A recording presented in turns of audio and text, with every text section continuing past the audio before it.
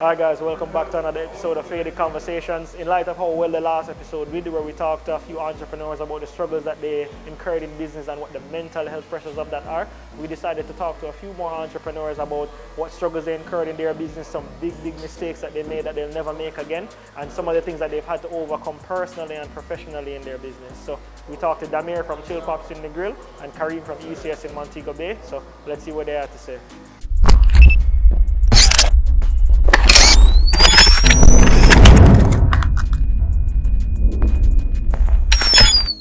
So coming out of the last episode that we did, that we talked about business and what it takes to start a business, the struggles that related to business, I decided to invite two people that I have a lot of respect for, I've known for a very long time, that are in business, to talk about something that a lot of people don't necessarily talk about. And both of you have very successful business, and we're going to get into the details of it a little bit, but I know that one of the things that a lot of business owners kind of struggle with is balancing public perception and the credibility and how successful the business looks versus how you actually run the day-to-day business, how you grow the business, how you handle the different challenges that come along with it, good debt, bad debt, all of those things that go along with it. And I know that especially when it comes to this time, that public perception is hard to manage.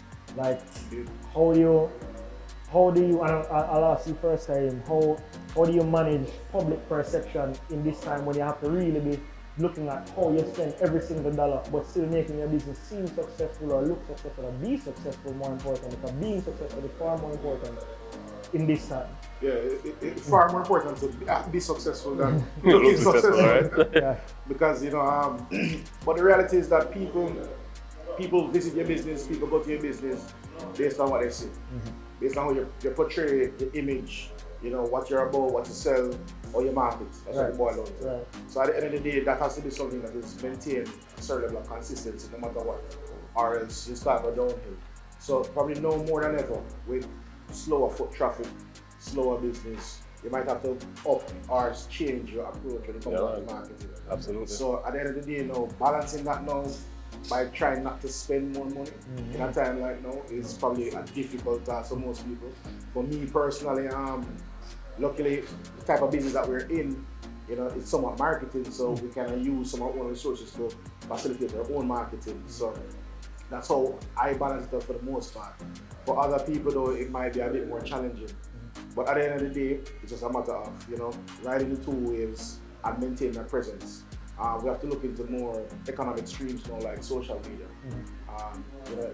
Gone are the days you might have to run some radio ads and brand the whole city and do a lot of other things. Now you have free means, so to speak, like social media, the internet, that we have to capitalize on. And I think that is a number one player for me right now, especially with Plug is concerned and ECS. And we just have to maintain presence on that consistently in a time like this. And I know that, alright, so there's just to add a little bit of a personal element to it. I know that when I was 3 months into the pandemic, a lot of us probably had either shut down business or had very minimal business at the time. Yep. And I remember calling you and saying to you that, I'm going to close the emergency office because it's either, because over here collecting this overhead, not bringing in income. And one of the conversations that we had was that you kind of do have to manage what that looks like to the public. Yeah. You do have to manage like how your business is perceived, because like it's for the same reason that you could sell something or Damir could sell something, the same thing that you sold at Amazon, and people would go ahead and pick up and buy from Amazon. They're looking at the credibility of the business. Oh, this is a large conglomerate. Yeah. So you also have to manage, and that was one of the hard decisions that I had to make in this pandemic, where I was like, you know what? Let me close down this and find a smarter way to do it, move all of the stuff, all of the machines, everything I had off-site, and still be able to do business. But then to the public, when you really look at it, foot traffic is not where it's coming from right now. We have to try and find another way, a better avenue to get it done. What is a hard decision like that you've had to make for ECS or Plug or any other business that you have?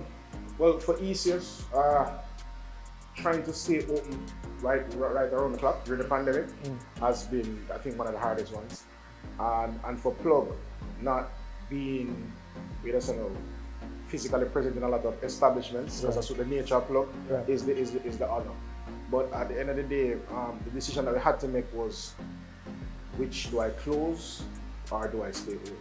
And for me, I chose to stay open because at the end of the day, I'm in a signage business. We sell marketing, we sell storefronts, we sell, that's the nature of our business. So for me to close that's kind of closing the concept. Right. So, exactly. It's counter what we're doing. Right. So I am embracing, people need to do marketing now. People need to have a stronger presence. We just had this conversation last week. So, for me to make a decision like close my doors, that couldn't work for me. Even so, I had to stay home even though nobody was coming to my office. Pretty much, right? And find other means and ways to balance the books and pay the rent and pay the light bill.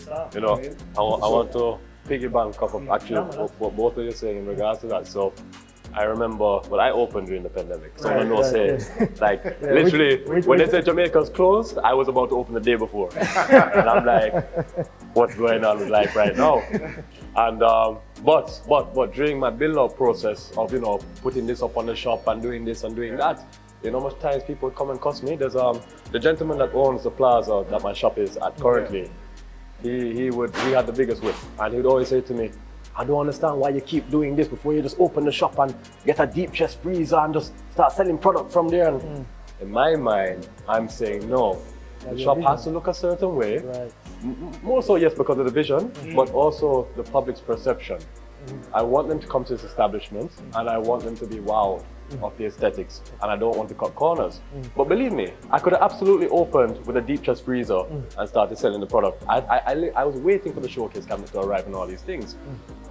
So perception, or at least perceived perception, is important. It's very important. No, it is. And I was saying that, both of you are in very different businesses. I mean, you're in a business that does production, signage, and marketing, and you are in the business of selling something that's very novelty, something that is, to be very honest, one of its kind in Jamaica, in the realm of food and beverage and all of those kind of things. And what made you so sure about that concept that you didn't even dream of stopping it? You never crossed your mind one time to stop it, even though there was a pandemic and people going out to eat food was not probably the best thing to do at the time. My mom teases me about my self-help books because it's always about training your mind, right? And I think as much as executing is obviously key to reaching your goals, but your belief system is very powerful too. We did speak about that. Yeah, we did. Yeah, man, a few weeks back. And did an exceptional job at marketing. I must admit. I have to give it to him, bro. I have to give it to him. The content is just always amazing and always it's all organic. It's all organic. Nothing is now. Going to the conversation we had the other day about why don't look like this is going to end anytime soon. Like I need to start doing flyers now. I need to start doing the uniforms. I need to spend some money in a time where we don't want to spend money. We literally had this conversation to the point where now I'm going to the shop and I'm actually not waiting on other people to post pictures. I'm curating my own content now. But this is very recent. All of the pictures that you see for the most part are just taken from other people that have reposted. Right. So I believe in organic growth as well, but now is kind of the time where I think we can agree that it's not going anywhere. I remember when we were all I would say naive now because it's 2021, it's about to end, and we were all like, this will be over in 5 months. By summer we were road and all of those things, and then now here we are, well over a year, going to 2 years into this, and we have stuff to pay, we have things to do. Our goals never stop. We are getting older. As a matter of fact, people are still telling people that they didn't celebrate their birthday in the pandemic, they're still 20 something or whatever it is. But no, life is going on. And as much as we speak about life going on, it's not just about business. I know that, and you guys know that we touch a lot on mental health on this show, and the fact that what we do is pressuring heavily. It weighs on your mind every day. You don't have good night's sleep, and even when you do have good night's sleep, it's probably about growing what you envision growing anyway. It's not really downtime for you. So when Mears was on the show a couple of weeks ago, we were talking about, I had this vision for myself, and I dreamt that I would drive a Porsche and I'd have a nice car and a nice home, but nobody told me that came with like prescription drugs, and I had to go and check myself into somewhere for a few weeks and just kind of zone. I didn't tell you that. So what are some of the personal sacrifices that you've made that in the interest of your business? Meaning, like, is there any one personal sacrifice that you can think of that you made in the interest of your business, that if you didn't have a business, you'd be able to do this tomorrow immediately? I can't think of a million things, to be honest. Good. Because before the pandemic and after the pandemic, that has been the strategy to because it boils down to reinvesting in the business. Because we know we started from level A, but the aspiration is to get to level Z, the top, right? And that really comes with a lot of sacrifice, a lot of challenges, and you have to navigate it on a daily basis. So for me, balancing the books in terms of expenses, multiple times I had to cut back on my own personal expenses, you know, to reinvest in the business or to even make payroll.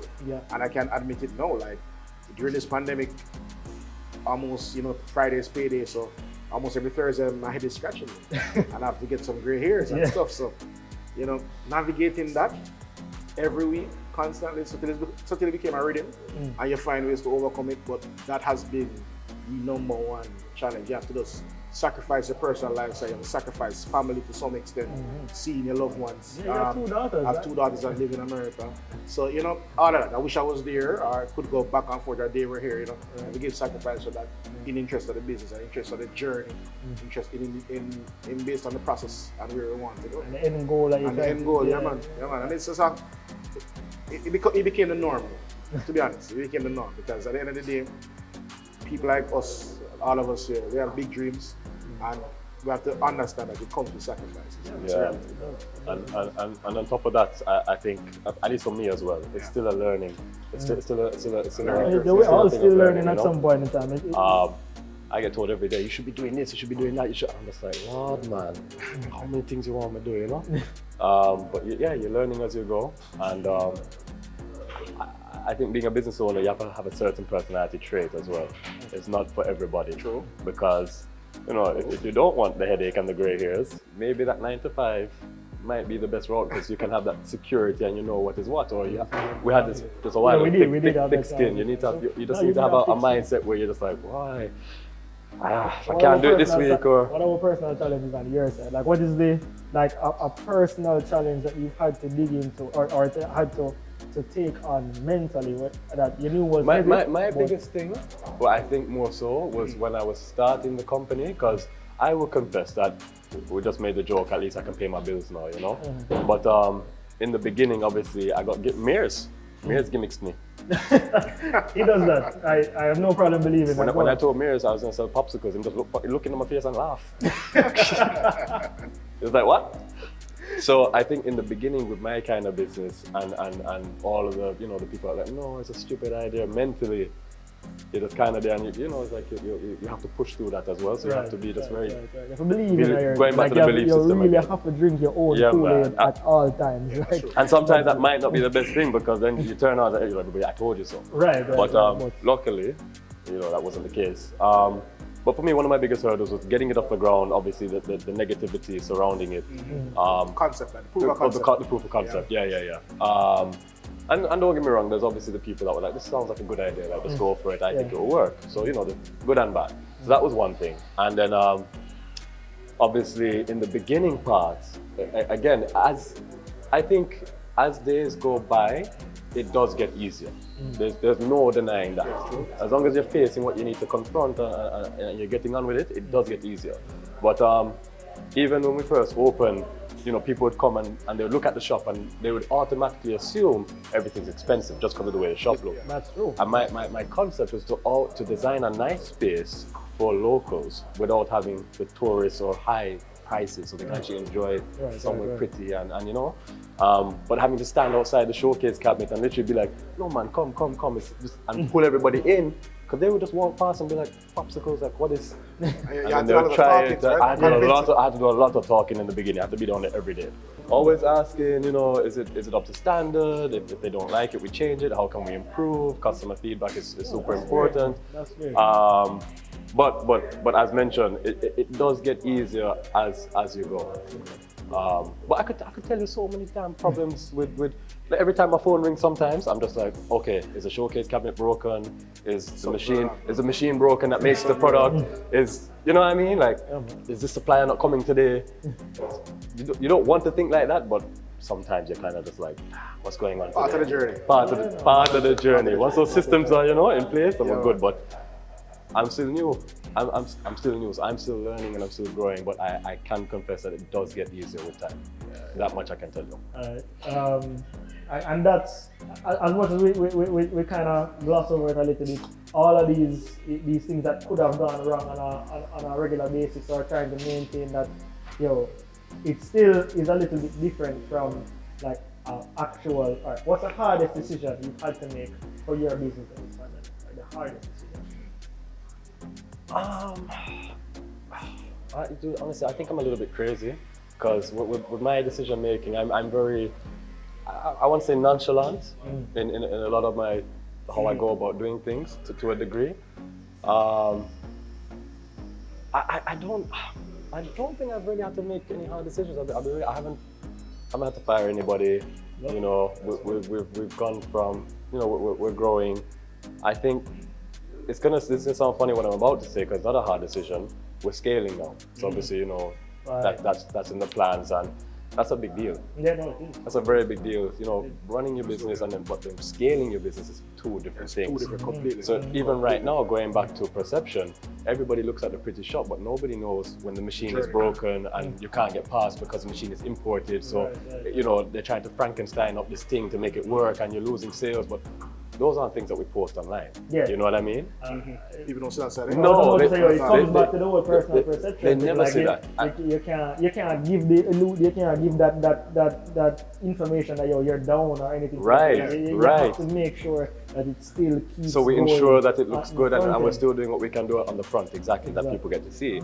So I think it's not a difficult decision. It's more of a big decision. That is probably it's probably the biggest decision that we're going to make now is signing the lease for the Montego Bay location.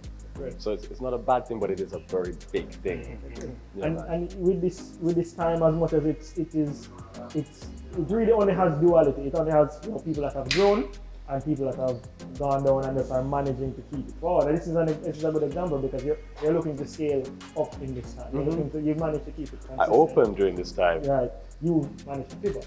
So tell me about the hardest decision you've had to make in this time. Well, on the plug side, You did that during the pandemic as well. a lot of decisions, a lot of difficult decisions came about, a lot of pivoting. The first one was, I remember Plug is a software, right?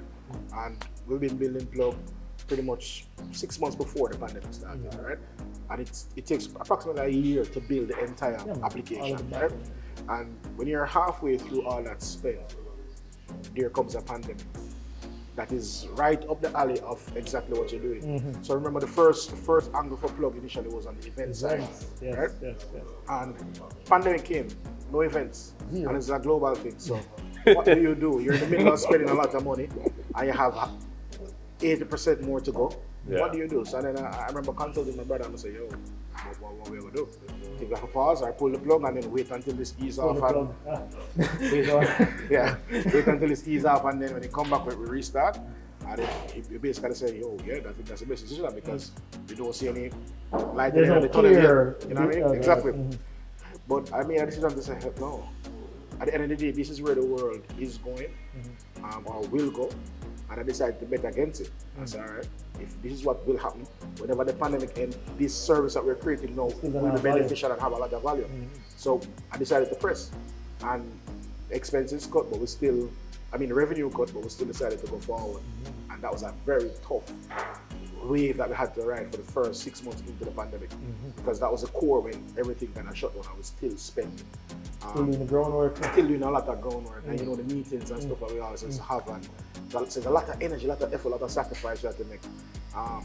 Secondly, so platform finished building, launching on the ground. So we developed the entire strategy. So all right, cool. We know we had to be present in the market space and be present with our affiliates, and because it's a huge learning curve as well. It's completely new, so we have to introduce it to the market. So when that happened, I myself had to be on the ground, talking to people like you, everybody else, pitching the concept, showing what's going on, and just trying to get feedback and make good decisions going forward. And then the lockdown started to tighten up, and the restrictions, and then no weekends, no parties, no going out. Like and then stacking everything. and you have to say, boy, do I spend again or do I wait? And we had to find a balance right there to kind of maintain some form of momentum, but knowing that we'd have to just kind of hold back until the place kind of open. And that has been a tough one. So I think it impacted the learning curve as well as the adaptability of the product. But at the end of the day, we still maintain progress. Because what's important is slow progress is better than no progress. You know? And that's what I believe in. Sorry. If every day we achieve something, we can work with 100%. So, yeah, that's pretty much it. And it's been a roller coaster from there. Well,